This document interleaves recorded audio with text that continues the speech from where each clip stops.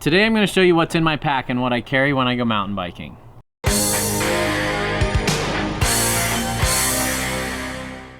The hip pack I'm featuring today is the Alpine Threadworks Cox Fanny Pack. Really love this thing. I'm actually doing a shootout of a whole bunch of different hip packs, so make sure you're subscribed and you hit that bell notification so you're alerted when that video goes live. Let me show you what I carry with me on a mountain biking ride. I usually ride with people who are newer or people who I am meeting up and I don't know their backstory, so I usually carry enough spares for them. And I want to tend to over prepare slightly, but not too much. It's still very manageable. The most important thing I carry in here is an extra liter of water. Inside this hip pack is a 1 liter platypus, and it's integrated into the pack. When I use other hip packs, I just carry this inside. And what that allows me to do is drink my normal water bottle on my bike, and when it's empty, I know I've got another full refill plus a little bit, and this compacts. When you use it, it packs down to nothing, so your pack actually gets smaller, which is really nice. So I carry an extra liter of water plus the water bottle on my frame. I carry in my top pack here my little Altoids tin of Hardtail Party stickers. So if you ever see me on the trail, I'm gonna have stickers and I'm happy to give them to you, just ask. I put my key in here to my car. And here's what's inside.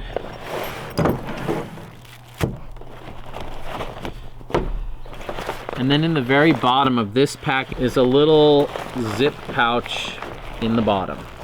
And I keep my tube in there.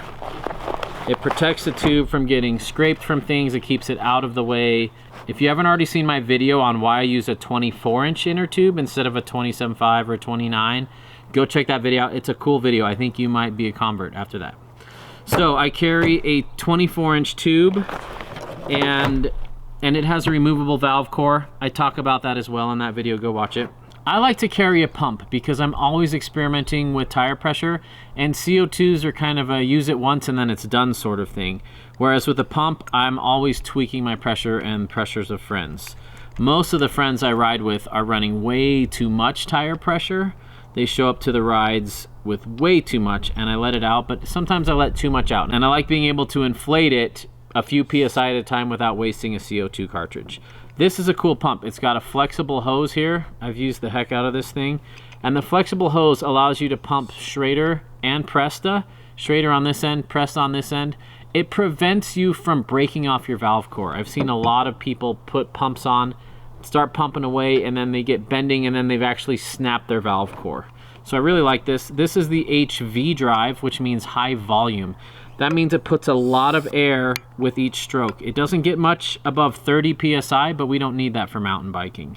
So make sure if you're gonna get this, get the high volume one. I'll put a link to all of these things in the video description. One thing I really like about these pumps is how easy they are to work on. Not that you ever need to, but if you did, it's a tube with a plunger and it's very simple. I also wrap electrical tape around it. It takes up no extra space, and sometimes you need to tape a spoke out of the way or tape a cable back on or repair a bike or something like that, so I have that on here. Pretty cool pump. I've been using this thing for years. The sun has taken its toll on it, but it still works. In this little pouch, I have my favorite multi-tool. This is the Toe Peak Ratchet Rocket. It's got a 1/4-inch drive ratchet that all the bits fit into. I need to swap this out. I never use the Phillips. Nothing has a Phillips anymore, but it's got a 2, 3, 4, 5 millimeter Allen. It's got a T25 Torx, and all those little bits store in here. Has a chain breaker on this, and it also has a 2.5 millimeter here, which isn't crazy useful, but every now and then I have to use it, I do. Also, this thing can work like a screwdriver. You put a bit in the bottom and you can, work on your bike that way. And then when you need more torque, you pop it on here and you can ratchet it. The ratchet feature is super handy, especially for hard to get bolts like a seat post bolt where you've only got a little bit of movement. You can loosen that real quick. I'm a huge fan of this multi-tool and I always carry it with me. I wish they made one that had like 2 or 3 more slots, because I need a 2.5 mil and a couple other small things, but that makes do. In this bag are my toiletries. Now, I hope I never have to use this, but sometimes, whether I'm bike packing or on a trail far away, or I feel sick all of a sudden and I need to go to the bathroom, I have wet wipes in here and a doggy bag. Now, I don't condone going to the bathroom, especially in crowded areas, but when you're in the middle of nowhere, sometimes you can do it effectively. You want to dig a hole 12 inches deep, poop in the hole, use this, and do not bury this. Even if you use toilet paper, don't bury it. It's not hard to pack it out. I've got a little doggy bag in here. You put the used toilet paper in there, put it in the Ziploc, pack it out, and throw it away when you get home. There's nothing worse than going to a trailhead and seeing where everybody piles their toilet paper and they think it's just some outhouse outside where stuff magically disappears. It doesn't. I also like this if I have a wound and I need to wash the wound. These are sterile, these are clean. That's multi-use there. This is an Osprey Packs tool roll bag, and I hated everything about the Osprey Packs, but I like the tool roll, so I kept it. Let me show you what I've got inside of here.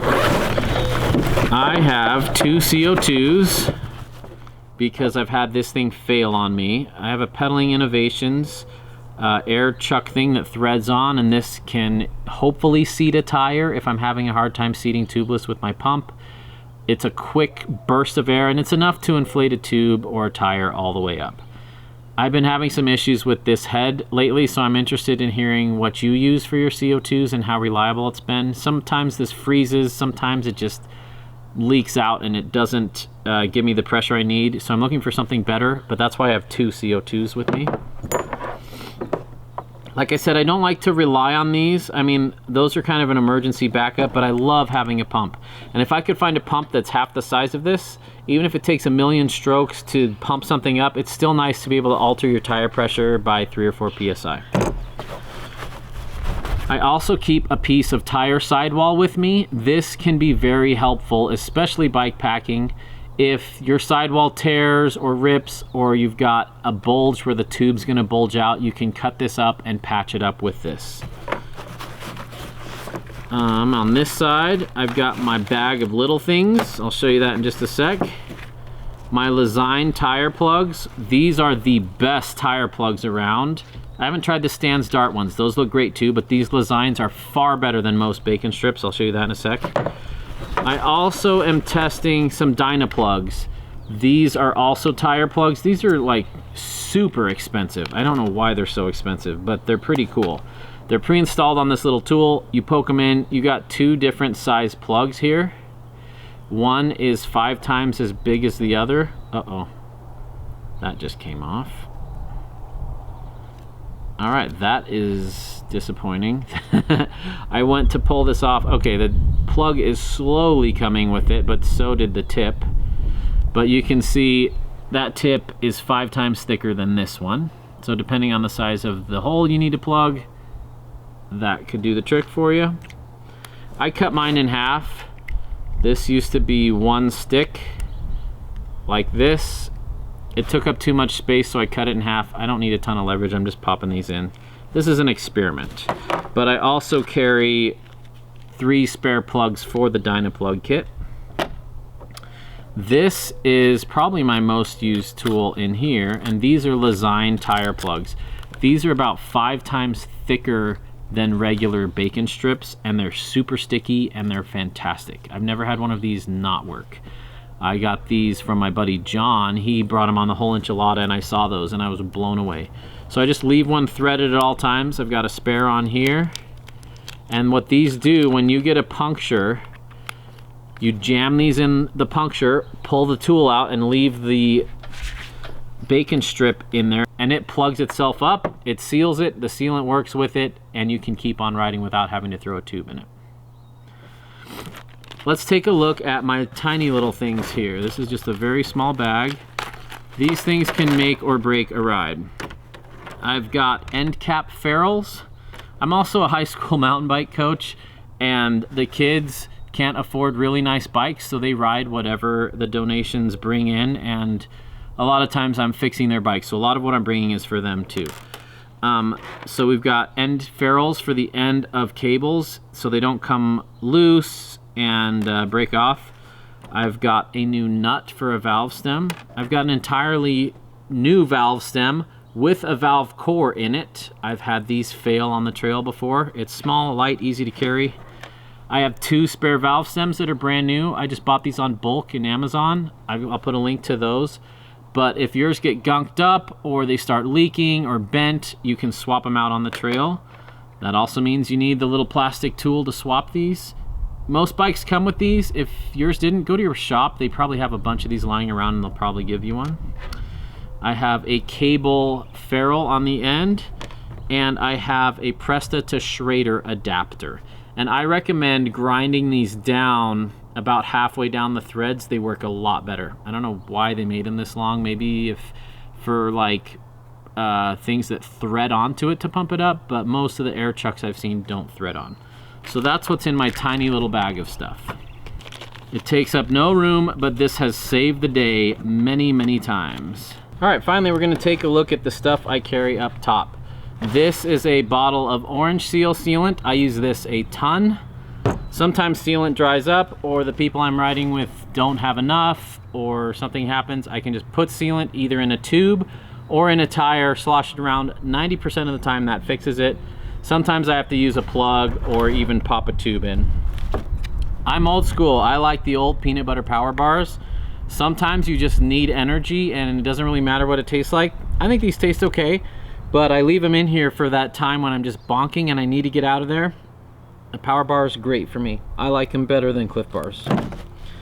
I also bring some money. For some reason, I have a lot of money in here, a lot of ones. But I bring a $20 bill. And this serves 2 purposes. One, I'm gonna take that and save that for later. Take my wife out to dinner. One, it can serve as a barrier inside your tire. If you get a sidewall cut this big, you can put this in between the tube and the tire, and it will prevent the tube from having a hernia, essentially, and popping out that and getting slashed. So it'll actually hold that in there. And 2, I can use it to bribe someone to drive me back to my car or to buy some food or emergencies. It's always good to have some cash with you. I carry a small bottle of Squirt chain lube. This isn't my main chain lube, but I do like it a lot. And sometimes, especially bike packing trips, drivetrain starts making noise, you need to pull some lube out and lube it up. So I bring that. Sometimes I use this for other things too, like lubing my clipless pedals or finding a squeaky seat and putting it on there. It actually comes in handy in a little bottle. I have some ibuprofen tablets in here. We hope nobody ever gets hurt, but if they do, we can reduce swelling and minimize the pain with that. I carry a bunch of different zip ties. We've used this to hold broken pedals on, to reinstall cables, for bike packing especially, but zip ties are good to have. They weigh almost nothing. I have a specialized EMT tire lever. I love these. These are metal lined and they're fantastic. These are my favorite tire lever. I only carry one because on the trail I only need one. But I also have this tool. This is the Wolf Tooth Pack Pliers, and this is a chain breaker tool. It breaks your master link, and it also holds 2 master links in here. I've got an 11 speed and a 12 speed master link because those are the most common. It also has a valve core tightener tool here, and these are the closest thing I have to a Leatherman for pliers to kind of grab things. It also has a tire lever here as well. I find the chain tool is especially helpful. And finally, I have a pair of tweezers. Living in Arizona, we get a lot of cacti, and tweezers are an essential. And if you're in an area where there's lots of cholla, I also bring an Afro pick, because those are like Velcro and they lock into your arm. You put the Afro pick in between and fling it away that way. It's the only way I know to get those out. So that's what I carry with me on every ride. Don't rely on me to bring stuff for you if we go riding. Hopefully this is meant to educate you to prepare your little pack, and everyone's different. Don't put things in there that you don't know how to use. The most important thing you can bring is your brain to know how to fix things, to know how to use all these tools, and to get creative. If you like this and you learned something, subscribe so you'll be notified every time I release a video like this. And if you haven't already checked it out, check out my educational playlist and my Hardtails on Hard Trails playlist. Thanks for watching. There's a party in the mountains and you're invited.